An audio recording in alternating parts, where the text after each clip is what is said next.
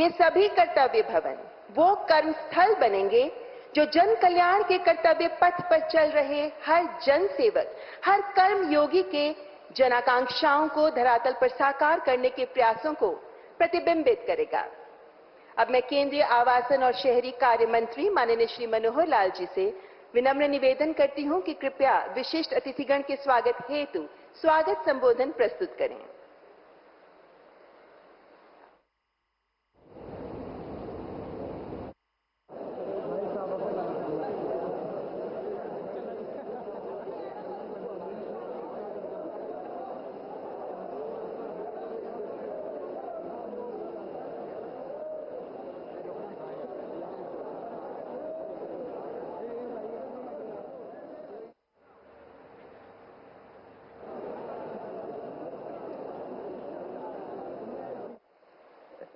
माननीय प्रधानमंत्री जी, भारत सरकार के सभी आदरणीय केंद्रीय मंत्रीगण, सांसदगण, सभी विभागों के सचिवगण, अन्य सभी अधिकारीगण, उपस्थित बंधुओं, भाइयों बहनों, आज का ये अवसर बहुत महत्वपूर्ण अवसर है। इस कर्तव्य भवन के निर्माण में, जिसका आज उद्घाटन हो रहा है, बहुत से सहयोगी अधिकारीगण और निर्माण में लगे सभी कामगार, इन सब बंधुओं का जिन्होंने इसमें सहयोग किया है, उन सब का भी मैं बहुत बहुत अभिनंदन करता हूं। माननीय प्रधानमंत्री जी, आज के इस अवसर पर मैं विशेष रूप से आपका धन्यवाद करना चाहता हूं कि आपने न केवल समय की जरूरत को देखते हुए, बल्कि कर्तव्य पथ के रूप में नए ऑफिस भवनों को बनाने के इस नए भारत, बदलते भारत और विकसित भारत की इस तस्वीर का विचार हमको दिया है। देश की आजादी के 68 साल के बाद हमारी सारे सरकारी कार्य प्रणाली में एक नए कार्य का शुभारंभ हो रहा है। जनसेवा के कदमों को बढ़ाते हुए कर्मयोगी बनकर राजपथ के बजाय कर्तव्य पथ पर चलने की परंपरा ये आपने शुरू करवाई है। इस राजपथ को, कर्तव्य पथ का नाम ये आप ही के द्वारा दिया गया है। कार्यस्थलों को कर्तव्य भवनों का ये नाम दिया गया है। 10 कर्तव्य भवनों की निर्माण श्रृंखला में कर्तव्य भवन 3 का सबसे पहले आदरणीय प्रधानमंत्री जी ने आज उद्घाटन किया है। मैं इस अवसर पर आप सबका स्वागत और अभिनंदन करता हूं।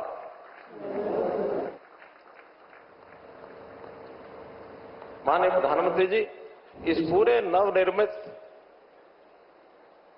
भवन में भारत की सांस्कृतिक सभ्यता और संस्कार की झलक भी देखने को मिलती है।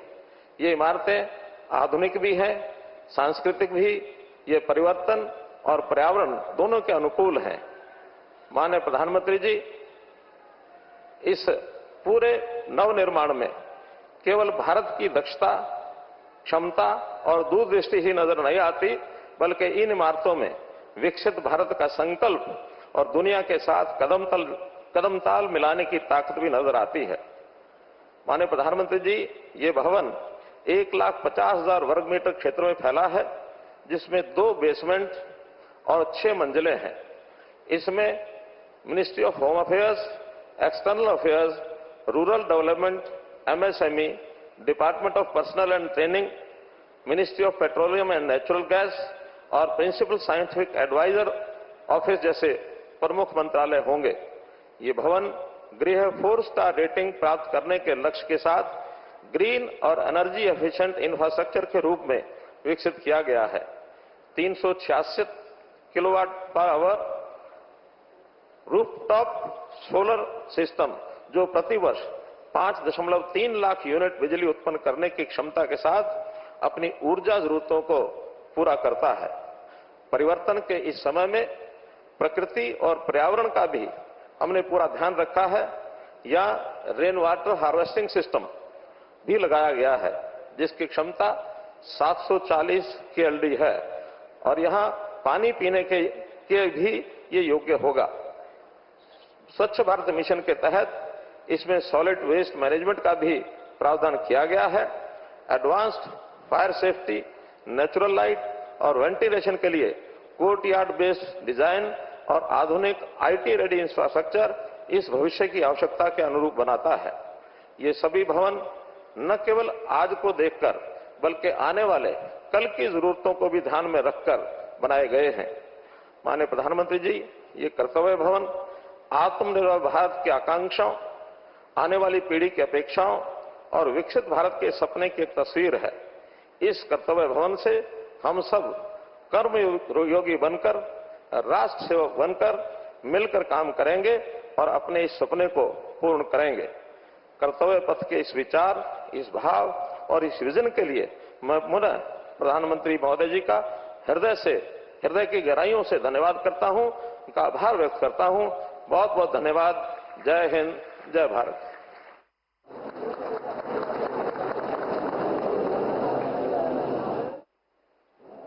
आपका हार्दिक आभार माननीय मंत्री जी। देवी और सज्जनों, माननीय प्रधानमंत्री जी का सिटीजन सेंट्रिक गवर्नेंस का दृष्टिकोण कर्तव्य भवन में भी परिलक्षित होता है, जो सरकार के व्यापक प्रशासनिक सुधार के एजेंडे को ही प्रस्तुत करता है। कॉमन सेंट्रल सेक्रेटेरिएट भवनों में से ये पहला भवन है। उद्देश्य यही है कि एफिशिएंसी, इनोवेशन और कोलैबोरेशन पर आधारित एक ऐसा इकोसिस्टम तैयार किया जाए जिससे प्रशासनिक कार्यक्षमता को बढ़ावा मिल सके। इसी विजन को हम आपके समक्ष प्रस्तुत कर रहे हैं। आइए देखते हैं ये शॉर्ट फिल्म।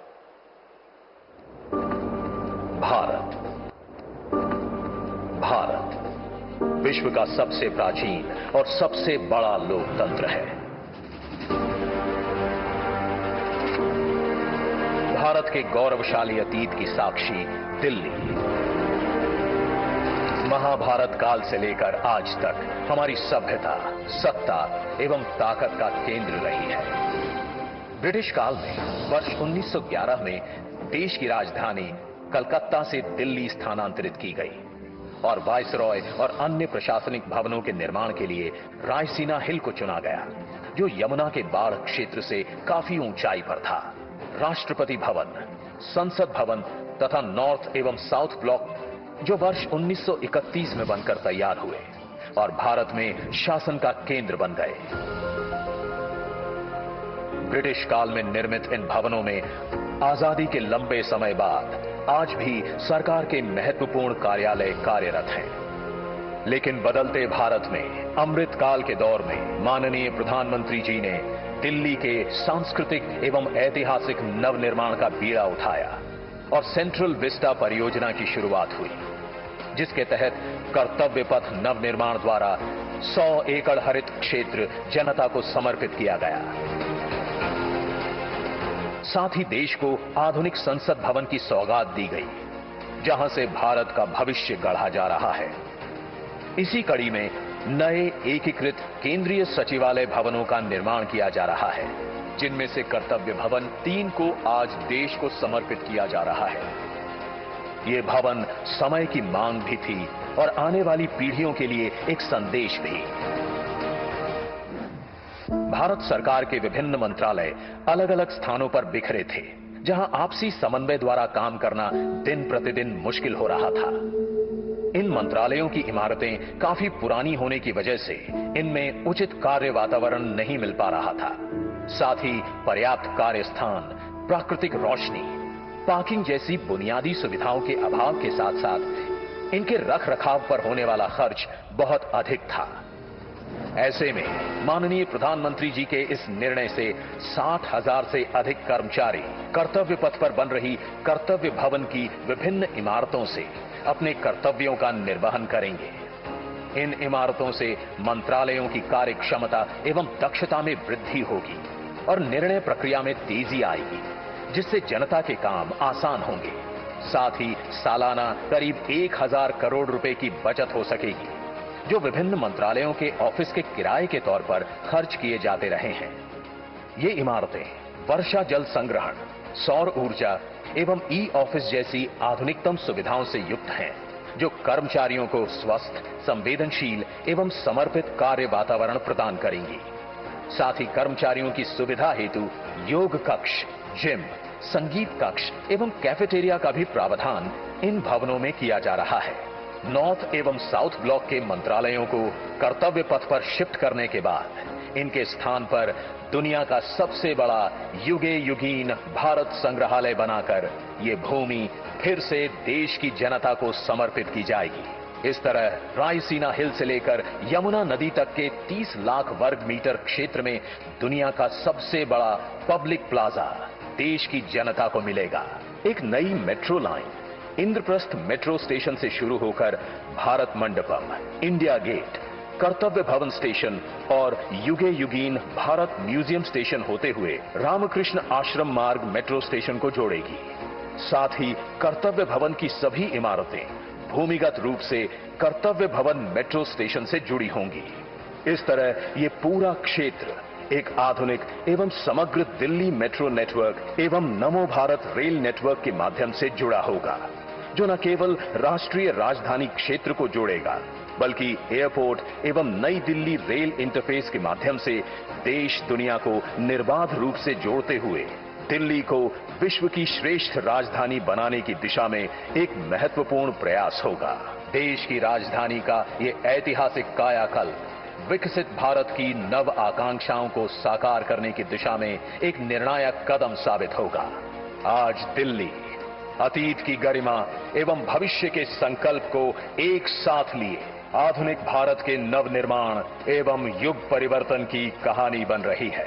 माननीय प्रधानमंत्री जी के विकसित भारत के संकल्प को साकार करने की दिशा में देश तैयार है एक ऊंची उड़ान के लिए।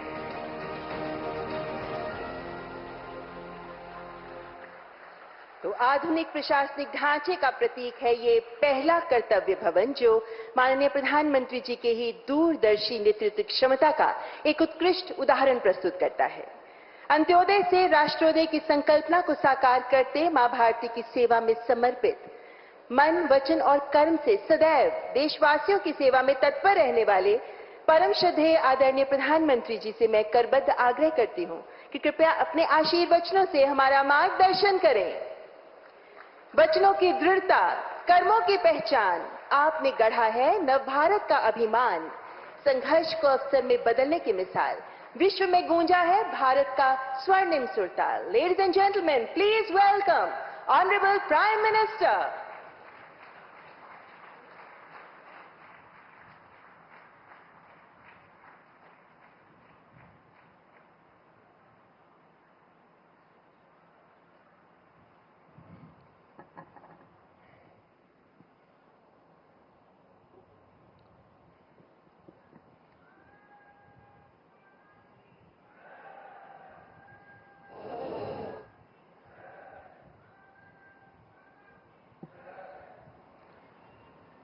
केंद्र सरकार में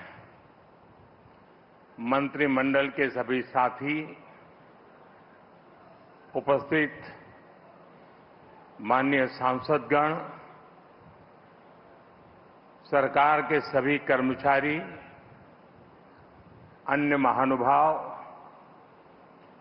देवी और सज्जनों, क्रांति का महीना अगस्त और 15 अगस्त से पहले ये ऐतिहासिक अवसर हम एक के बाद एक आधुनिक भारत के निर्माण से जुड़ी उपलब्धियों के साक्षी बन रहे हैं। यहां राजधानी दिल्ली में ही कर्तव्य पथ, देश का नया संसद भवन, नया रक्षा भवन, भारत मंडपम, यशोभूमि, शहीदों को समर्पित national war memorial, Netaji Subhash Babu की प्रतिमा और अब ये कर्तव्य भवन,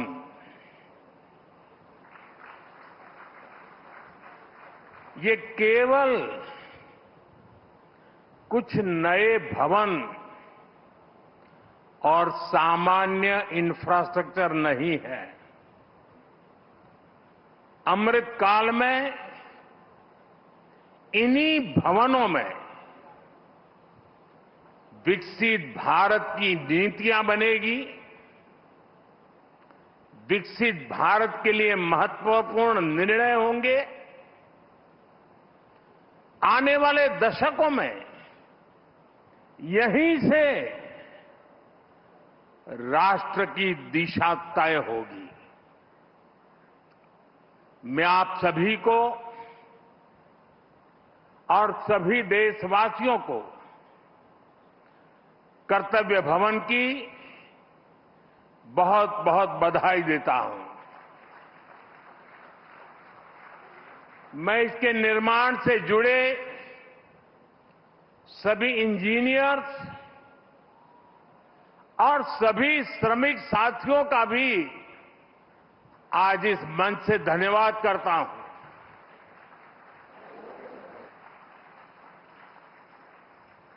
साथियों, हमने इस इमारत को बहुत मंथन के बाद कर्तव्य भवन नाम दिया है। कर्तव्य पथ, कर्तव्य भवन, ये नाम हमारे लोकतंत्र की, हमारे संविधान की मूल भावना का उद्घोष करते हैं। गीता में भगवान श्री कृष्ण ने कहा है, न मे पार्थ अस्ति कर्तव्यम त्रिषु लोकेषु किंचन नानवाप्तम अवाप्तव्यम वर्त एव च कर्मणि। अर्थात हमें क्या प्राप्त करना है, क्या प्राप्त नहीं करना है, इस सोच से ऊपर उठकर हमें कर्तव्य भाव से कर्म करना चाहिए। कर्तव्य भारतीय संस्कृति में ये शब्द केवल दायित्व या रिस्पॉन्सिबिलिटी तक सीमित नहीं है। कर्तव्य हमारे देश के कर्म प्रधान दर्शन की मूल भावना है। स्व की सीमा से परे सर्वस्व को स्वीकार करने की विराट दृष्टि, यही कर्तव्य की वास्तविक परिभाषा है। और इसलिए कर्तव्य ये सिर्फ इमारत का नाम भर नहीं है, ये करोड़ों देशवासियों के सपनों को साकार करने की तपोभूमि है।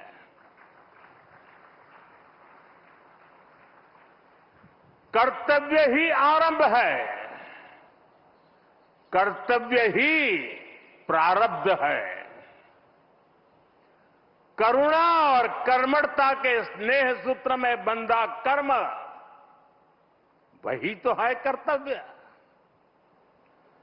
सपनों का साथ है कर्तव्य, संकल्पों की आस है कर्तव्य, परिश्रम की पराकाष्ठा है कर्तव्य। हर जीवन में ज्योत जला दे, वो इच्छा शक्ति है कर्तव्य। करोड़ों देशवासियों के अधिकारों की रक्षा का आधार है कर्तव्य। मां भारती की प्राण ऊर्जा का ध्वजवाहक है कर्तव्य। नागरिक देवो भव के मंत्र का जाप है कर्तव्य। राष्ट्र के प्रति भक्ति भाव से किया हर कार्य है कर्तव्य। साथियों, आजादी के बाद दशकों तक देश की एडमिनिस्ट्रेटिव मशीनरी उन बिल्डिंगों से चलाई जाती रही है जो ब्रिटिश शासनकाल में बनी थी। आप भी जानते हैं, दशकों पहले बने इन प्रशासनिक भवनों में वर्किंग कंडीशन कितनी खराब थी, और अभी वीडियो में कुछ झलक भी देखी हमने। यहां काम करने वालों के लिए न पर्याप्त स्पेस है, न रोशनी है, न जरूरी वेंटिलेशन है। आप कल्पना कर सकते हैं, होम मिनिस्ट्री जैसी महत्वपूर्ण मिनिस्ट्री करीब 100 साल से एक ही बिल्डिंग में अपर्याप्त साधनों के साथ चल रही थी। इतना ही नहीं, भारत सरकार के अलग अलग मंत्रालय दिल्ली के 50 अलग अलग जगहों से चल रहे हैं। इनमें से बहुत सारे मंत्रालय तो किराए की बिल्डिंग में है। इनके किराए पर जितने रुपए खर्च हो रहे थे, वो अपने आप में बहुत बड़ा आंकड़ा है। और वैसे पूरा हिसाब लगाएं तो बहुत बड़ा है, लेकिन अगर मोटा मोटा हिसाब लगाएं तो 1,500 करोड़ रुपया प्रति वर्ष इसमें जाता है। इतनी बड़ी राशि भारत सरकार अलग अलग मंत्रालयों के सिर्फ किराए पर खर्च कर रही है। इसके अलावा एक और दिक्कत, काम की वजह से स्वाभाविक है कि कर्मचारियों का यहां से वहां आना जाना भी होता है। अनुमान है कि हर रोज 8 से 10,000 कर्मचारियों को एक मंत्रालय से दूसरे मंत्रालय में आना जाना पड़ता है।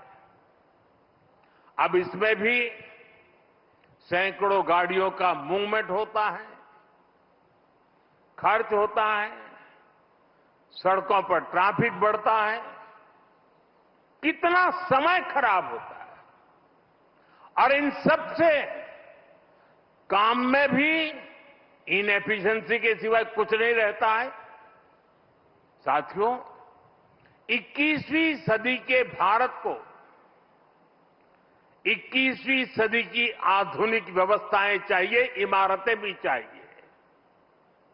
ऐसी इमारतें जो टेक्नोलॉजी, सुरक्षा और सुविधा के लिहाज से बेहतरीन हो, जहां कर्मचारी सहज हो, फैसले तेज हो और सेवाएं सुगम हो। इसलिए कर्तव्य पथ के आसपास एक होलिस्टिक विजन के साथ कर्तव्य भवन जैसी विशाल इमारतों का निर्माण किया जा रहा है। ये तो पहला कर्तव्य भवन पूरा हुआ है। अभी कई कर्तव्य भवनों का निर्माण तेजी से चल रहा है। ये ऑफिसेस जब आसपास शिफ्ट होंगे, नजदीक नजदीक हो जाएगी, तो इससे कर्मचारियों को सही वर्क एनवायरनमेंट मिलेगा, जरूरी सुविधाएं मिलेगी, उनका टोटल वर्क आउटपुट भी बढ़ेगा और सरकार जो 1,500 करोड़ रुपए किराए पर खर्च कर रही है, वो भी बचेगा। साथियों, कर्तव्य भवन की ये भव्य बिल्डिंग, ये सभी प्रोजेक्ट्स, नए डिफेंस कॉम्प्लेक्स, देश के तमाम बड़े इंफ्रास्ट्रक्चर प्रोजेक्ट्स, ये देश को पेश का सबूत तो है ही, ये भारत के वैश्विक विजन का प्रतिबिंब भी है। हम दुनिया को जो विजन दे रहे हैं, भारत खुद उन्हें किस तरह अंगीकार कर रहा है, ये हमारे इंफ्रास्ट्रक्चर डेवलपमेंट में दिखाई दे रहा है। हमने दुनिया को मिशन लाइफ दिया, हमने वन अर्थ, वन सन, वन ग्रिड का आइडिया विश्व के सामने रखा। ये वो विजन है जिनसे मानवता के भविष्य की उम्मीद जुड़ी है। आज आप देख सकते हैं, कर्तव्य भवन जैसे हमारे आधुनिक इंफ्रास्ट्रक्चर, ये ऐसे इंफ्रास्ट्रक्चर हैं जिनकी आत्मा प्रो पीपल है और इनका स्ट्रक्चर प्रो प्लेनेट है। कर्तव्य भवन में भी रूफटॉप पर सोलर पैनल्स लगाए गए हैं। वेस्ट मैनेजमेंट के लिए एडवांस सिस्टम को इसमें इंटीग्रेट किया गया है। ग्रीन बिल्डिंग्स का विजन अब भारत में विस्तार ले रहा है। साथियों, हमारी सरकार एक होलिस्टिक विजन के साथ भारत के नवनिर्माण में जुटी है। देश का कोई भी हिस्सा आज विकास की धारा से अछूता नहीं है। अगर दिल्ली में संसद की नई इमारत बनी है तो देश में 30,000 से ज्यादा पंचायत भवन भी बने हैं। आज यहां एक और कर्तव्य भवन जैसी बिल्डिंग बन रही है तो साथ ही गरीबों के लिए 4 करोड़ से ज्यादा पक्के घर भी बनाए गए हैं। यहां नेशनल वॉर मेमोरियल बना है, पुलिस मेमोरियल बना है, तो देश में 300 से ज्यादा नए मेडिकल कॉलेज भी बनाए गए। यहां भारत मंडपम बना है तो देश में 1300 से ज्यादा नए अमृत भारत रेलवे स्टेशन भी बनाए जा रहे हैं। यहां बने यशोभूमि की भव्यता पिछले 11 साल में बने करीब 90 नए एयरपोर्ट में भी नजर आती है। साथियों, महात्मा गांधी कहते थे, अधिकार और कर्तव्य एक दूसरे से जुड़े हुए हैं। कर्तव्य के पालन से ही हमारे अधिकारों को बल मिलता है। हम नागरिक से कर्तव्य की अपेक्षा रखते हैं, लेकिन सरकार के तौर पर हमारे लिए भी कर्तव्य सर्वोपरि है। और जब कोई सरकार अपने कर्तव्यों को गंभीरता से पूरा करती है तो वो गवर्नेंस में भी नजर आता है। आप सभी जानते हैं, पिछला 1 दशक देश में गुड गवर्नेंस का दशक रहा है। गुड गवर्नेंस और विकास की धारा रिफॉर्म्स की गंगोत्री से ही निकलती है। रिफॉर्म्स एक कंसिस्टेंट और टाइम बाउंड प्रोसेस है। इसलिए देश ने लगातार बड़े रिफॉर्म्स किए हैं। हमारे रिफॉर्म्स कंसिस्टेंट भी हैं, डायनेमिक भी हैं और दूरदर्शी भी है। सरकार और जनता के बीच संबंधों को बेहतर बनाना, ईज ऑफ लिविंग को बढ़ाना, वंचितों को वरीयता, महिलाओं का सशक्तिकरण, सरकार की कार्यप्रणाली को बेहतर बनाना, देश लगातार इस दिशा में इनोवेटिव तरीके से काम कर रहा है। हमें गर्व है कि पिछले 11 साल में देश ने एक ऐसी शासन प्रणाली विकसित की है जो पारदर्शी है, संवेदनशील है और सिटीजन सेंट्रिक है। साथियों, मैं दुनिया के जिस भी देश में जाता हूं, वहां जनधन, आधार और मोबाइल जेम ट्रिनिटी की बहुत चर्चा होती है। दुनिया भर में उसकी प्रशंसा होती है। इसने भारत में सरकारी योजनाओं की डिलीवरी को ट्रांसपेरेंट और लीकेज फ्री बना दिया है। आज कोई भी ये जानकर हैरान रह जाता है कि देश में राशन कार्ड हो, गैस सब्सिडी पाने वाले हो, स्कॉलरशिप हो, ऐसी अलग अलग योजनाओं के करीब 10 करोड़ लाभार्थी ऐसे थे। ये आंकड़ा सुनकर के चौंक जाओगे।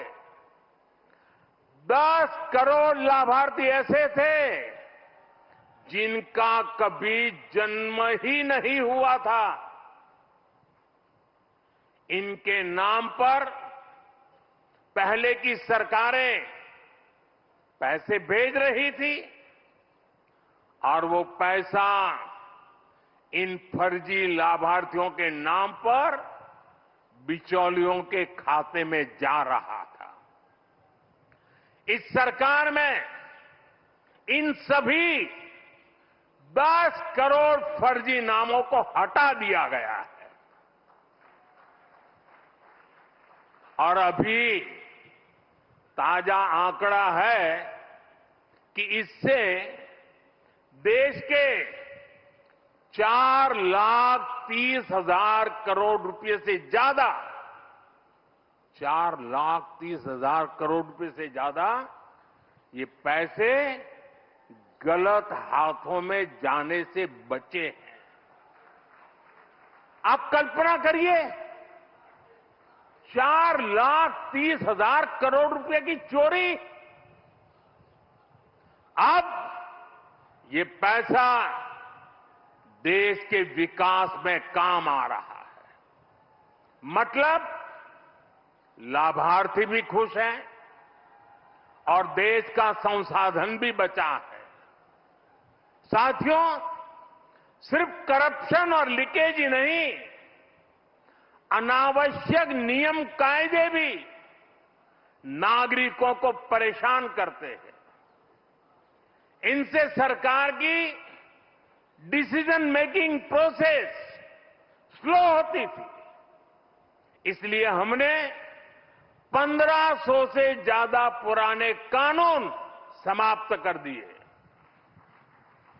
कई कानून तो अंग्रेजों के जमाने के थे, जो इतने दशकों बाद भी रोड़ा बने हुए थे। हमारे यहां कानूनों के कंप्लायंस का भी बहुत बड़ा बर्डन रहा है। कोई भी काम शुरू करना हो तो दर्जनों कागज देने पड़ते थे। पिछले 11 साल में 40,000 से अधिक कंप्लायंसेस को खत्म कर दिया गया है। और ये काम अभी पूरा नहीं हुआ है, अभी भी लगातार जारी है। साथियों, यहां भारत सरकार के वरिष्ठ सचिव भी मौजूद है। आप इस बात से परिचित है कि पहले कितने विभागों और मंत्रालयों में किस तरह जिम्मेदारियों और अधिकारों की ओवरलैपिंग होती थी। इससे डिसीजंस अटक जाते थे, काम अटक जाता था। हमने अलग अलग विभागों को जोड़कर डुप्लीकेशन खत्म किया। कुछ मंत्रालय को मर्ज किया गया। जहां जरूरत थी वहां नए मंत्रालय भी बनाए गए। वाटर सिक्योरिटी सुरक्षित करने के लिए जल शक्ति मंत्रालय बना। सहकारिता आंदोलन को सशक्त करने के लिए सहकारिता मंत्रालय बना। पहली बार फिशरीज का अलग मंत्रालय बनाया गया। हमारे नौजवानों के लिए स्किल डेवलपमेंट मिनिस्ट्री बनी।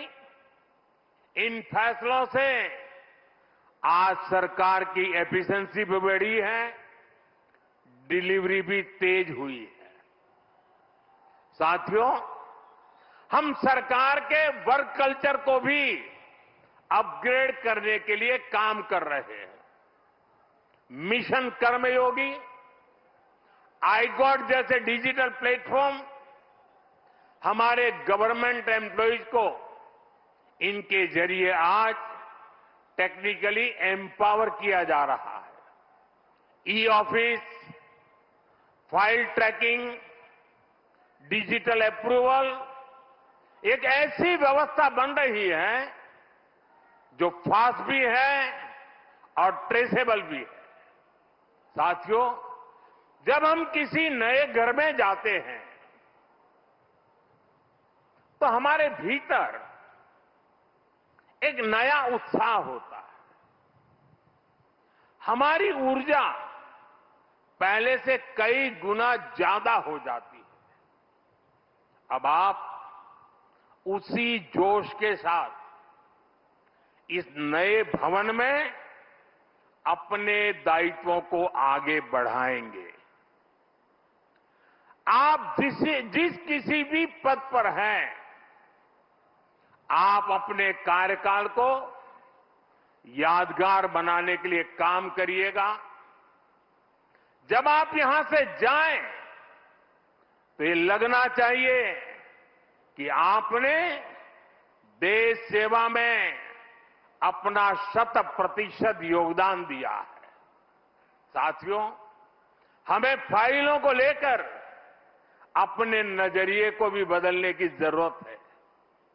एक फाइल, एक शिकायत, एक आवेदन, ये देखने में बस एक रोजमर्रा का काम लग सकता है, लेकिन किसी के लिए वही एक कागज उनकी उम्मीद हो सकता है। एक फाइल से कितने ही लोगों का पूरा जीवन जुड़ा हो सकता है। अब जैसे कोई फाइल जो 1 लाख लोगों से जुड़ी है, अगर आपकी टेबल पर वो एक दिन भी डिले होती है तो उससे 1 लाख मानव दिवसों का नुकसान होता है। जब आप इस नजरिए से अपने काम को देखेंगे तो आपको भी लगेगा किसी भी सुविधा या सोच से ऊपर ये सेवा का कितना बड़ा अवसर है। आप अगर कोई नया आइडिया जनरेट करते हैं तो हो सकता है आप एक बड़े बदलाव की नींव रख रहे हो। कर्तव्य की इसी भावना के साथ हम सबको हमेशा राष्ट्र निर्माण में जुटे रहना है। हम सबको ये हमेशा याद रखना है, कर्तव्य की कोख में ही पलते हैं विकसित भारत के सपने। साथियों, वैसे आज ये आलोचना का अवसर नहीं है, लेकिन ये अवसर आत्ममंथन का जरूर है। कितने ही देश जो हमारे साथ साथ आजाद हुए थे,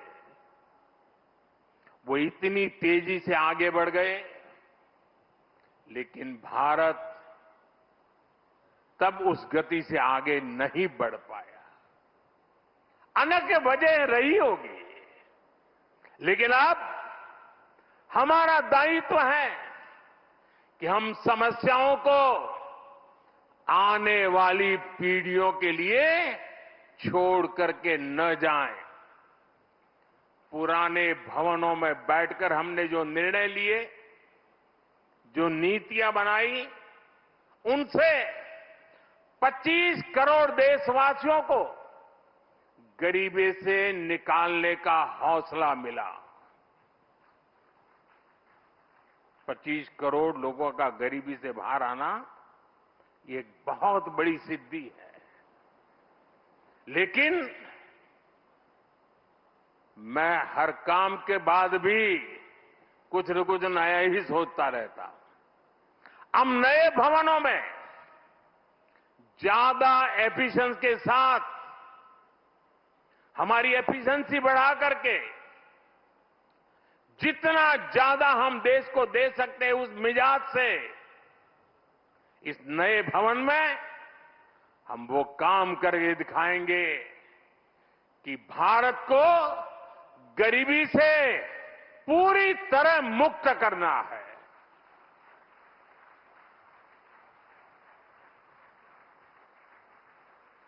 इन्हीं भवनों से विकसित भारत का सपना साकार होगा। ये लक्ष्य हम सबके प्रयासों से ही पूरा होगा। हमें मिलकर भारत को दुनिया की तीसरी सबसे बड़ी इकोनॉमी बनाना है। हमें मिलकर मेक इन इंडिया और आत्मनिर्भर भारत की सक्सेस स्टोरी लिखनी है। हमारा संकल्प होना चाहिए, हम अपनी और देश की प्रोडक्टिविटी को स्केल अप करेंगे। जब टूरिज्म की बात हो, पूरी दुनिया से लोग भारत आए।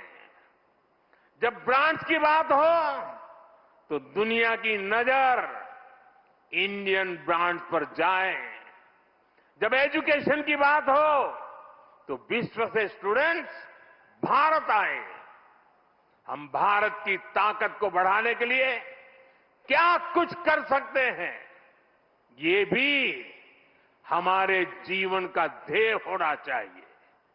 साथियों, जब सफल राष्ट्र आगे बढ़ते हैं, तो अपनी सकारात्मक विरासत को त्यागते नहीं हैं, वो उसे संरक्षित करते हैं।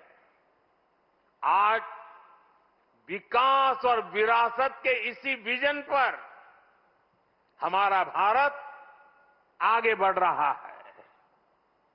नए कर्तव्य भवन के बाद ये नॉर्थ और साउथ ब्लॉक भी भारत की महान विरासत का हिस्सा बनेंगे। नॉर्थ और साउथ ब्लॉक को देश की जनता के लिए युगे युगीन भारत इस संग्रहालय के रूप में बदला जा रहा है। देश का हर नागरिक यहां जा सकेगा, देश की ऐतिहासिक यात्रा के दर्शन कर सकेगा। मुझे विश्वास है हम सब यहां की विरासत को, यहां की प्रेरणाओं को साथ लेकर कर्तव्य भवन में प्रवेश करेंगे। मैं एक बार फिर देशवासियों को कर्तव्य भवन की बहुत बहुत बधाई देता हूं। बहुत बहुत धन्यवाद।